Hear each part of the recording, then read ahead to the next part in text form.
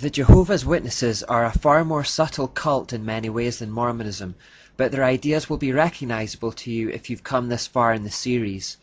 The Jehovah's Witnesses were founded by a man called Charles Taze Russell in the late 19th century, and the first thing to say about him is that he believed that lying was a good thing if the end justified the means. This has been a recurring theme throughout the series that we've seen in relation to Plato, Islam, and the Illuminated Masons in particular. Their own publication, the Watchtower magazine, stated on May 15, 1960 that the scriptures justify the war strategy of hiding true facts from the enemy. The following month, on June the 1st, 1960, it repeated the idea, saying, as a soldier of Christ, he is in theocratic warfare, and he must exercise caution when dealing with God's foes. Thus the scriptures show that for the purposes of protecting the interests of God's cause, it is proper to hide the truth from God's enemies. Because Jehovah's Witnesses don't believe anyone outside of their cult has true salvation, that means that Christians are included along with the enemies of God in their eyes. That means they believe it is acceptable to lie to us if the end justifies the means. This instantly removes any weight we may have otherwise given to their words, and we have to instead look at their actions, ideas, and symbols for the truth. Charles Taze Russell was a member of a congregational church as a youth, but in his teens he lost faith and, hungrily, he began investigating the heathen religions in search of the truth on God's purpose and man's destiny. He picked up many occult ideas and intermingled them with his own faith, and also gained a number of Masonic friends. Although there is much debate about how involved he was with Freemasonry and whether he was a Mason himself, what is clear is that he exalted Masonic beliefs and used occult images in his own publications.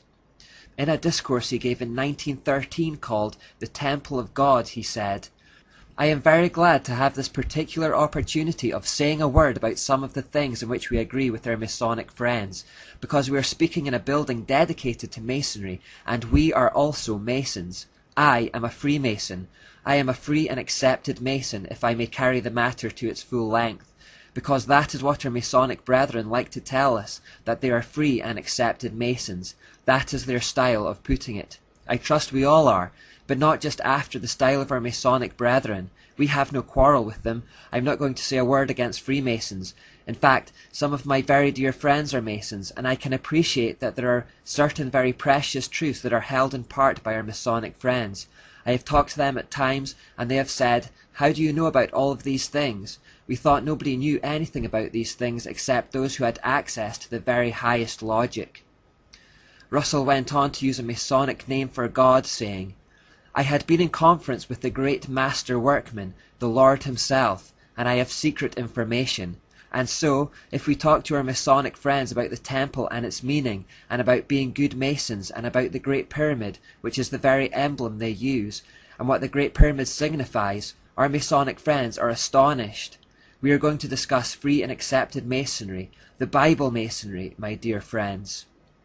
In both those quotations, his Masonic friends seem surprised that Charles Russell knows the same information they do. This goes further when Russell says, you know our order is so secret we cannot know each other always. Is that not wonderful? I find that it is so with Masons also. Many Masons shake hands with me and give me what I know is their grip. They don't know me from a Mason. Something I do seems to be the same as Masons do. I don't know what it is, but they often give me all kinds of grips and I give them back. Then I tell them I don't know anything about it except just a few grips that have come to me naturally. Russell seems to be saying that somehow he knows about Freemasonry, but he doesn't know how he knows. It just comes naturally to him. But he then goes on to say that he, in fact, knows more about occult things than Freemasons themselves do. Do our Masonic friends understand something about the temple and being Knights Templar and so on? We more. This next quotation from that discourse is very telling indeed. Blessed are your eyes, for they see. Not everybody has the hearing ear and the seeing eye. It is only those who have come into this divine Masonry that have the spiritual insight and the spiritual guidance, and may know the things that are freely given to us. It is something that is freely given to one class and not intended for anyone else. Russell therefore had no problems in his followers joining Masonry, saying, If you feel that you want to become a member of the free and accepted order of Masonry and do not feel free and Masonic enough as a follower of Christ, God bless you. Use your own judgment. That is yours to decide, not mine. Finally, he said, so you and I as under-Masons are waiting for the return of the Master Mason. Therefore, we are unsurprised when we find this winged sun disk symbol which was prevalent on early Watchtower publications. Here we also see it on their Kingdom Hall in Queens, New York. I'm led to believe that this too has recently been taken down as it was starting to cause too much controversy. Early issues of the Watchtower had this front cover, which has a bit of sun symbolism, although nothing especially incriminating. The Watchtower with the illuminating light coming from the top also hints at the old Babylonian tower theme, but it's presented as a kind of lighthouse rather than a ziggurat. This seems to me to be the subtlety of the Jehovah's Witnesses. It's like Russell was constantly hinting at occult ideas and dancing around them, but disguising them or distancing himself just enough for them to avoid incrimination. Further research will tell you that the other symbols here, particularly the cross and crown, may have deeper meanings, but because they're not connected to anything I've covered so far, I'll bypass them and leave you to do your own investigation there. The whole Jehovah's Witnesses organization are controlled by a governing body of 10 to 15 mature men, who they believe receive direct guidance from the spiritual realm. The governing body then instructs the followers through the pages of the Watchtower publications, and these decrees are enforced by elders within local assemblies. We're basically talking about a power hierarchy here, where those at the top claim spiritual authority to enforce their temporal authority.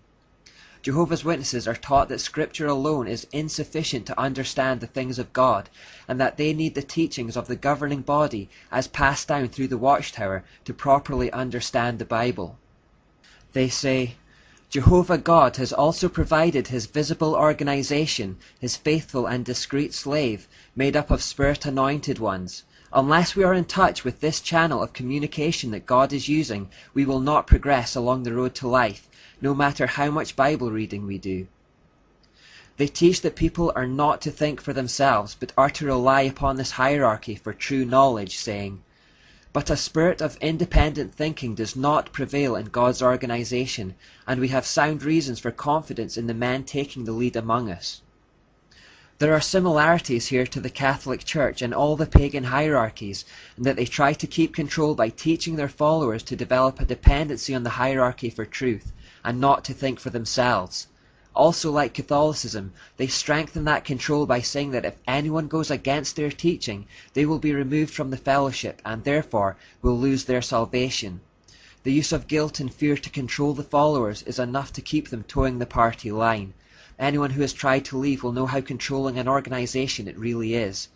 Jehovah's Witnesses are also expected to spy on one another and report any misdemeanors to the elders. If they don't, they run the risk of being disfellowshipped themselves. People can be disfellowshipped for such things as speaking to a disfellowshipped person and reading material that hasn't been approved by the governing body. So in that we see the same old attempts to keep a firm grip on the information flows. Those information flows say that Jesus Christ is not God. Jesus Christ is a created being. The Archangel Michael is a god. That Christ's body was not resurrected, and that the Christian Church is not preaching the gospel. Why do the Jehovah's Witnesses have so many doctrines that are in common with the doctrines of demons? Well, as I mentioned, their governing body believes it is experiencing direction from the spiritual realm. They believe that direction to be angelic. Vindication, Volume 3 says, the heavenly messengers are angels of the Lord, now used by the Lord in behalf of the remnant. These angels are invisible to human eyes and are there to carry out the orders of the Lord. No doubt they first hear the instruction which the Lord issues to his remnant, and then these invisible messengers pass such instruction on to the remnant. Raymond Franz, an ex-member of the governing body, confirmed in his book, Crisis of Conscience, that they made decisions not on the Bible or by prayer, but by this angelic direction. They claim these angels also direct the writing of the Watchtower magazine. The Lord used the Watchtower to announce these truths. Doubtless he used his invisible deputies to have much to do with it. On top of this, they practiced necromancy, communication with the dead, as they claimed that Charles Russell continued to contact them after death to guide the organization. Though Pastor Russell has passed beyond the veil, he is still managing every feature of the harvest work. We hold that he supervises, by the Lord's arrangement, the work yet to be done. Also, hence our dear pastor, now in glory, is without doubt manifesting a keen interest in the harvest work, and is permitted by the Lord to exercise some strong influence thereupon. The Watchtower has made numerous false prophecies and set wrong dates that have come and gone. They have mistranslated the Bible, endorsed things like numerology, spiritism, necromancy, astrology, and masonry. Clearly, whatever they are in contact with is not from God. Finally, this is a close-up of the inscription on Charles Taze Russell's grave. You may be surprised to see what kind of shape this grave takes. What is also significant is that there's a building in the background, and if we were to walk down the slope to the foot of the flagpole, we would see this. This is the Greater Pittsburgh Masonic Center. I need to keep repeating that no human beings are our enemies, and that these individual organizations are not our enemies. Keep looking beyond the princes of Tyre to see the King of Tyre. Our enemies are spiritual, not physical.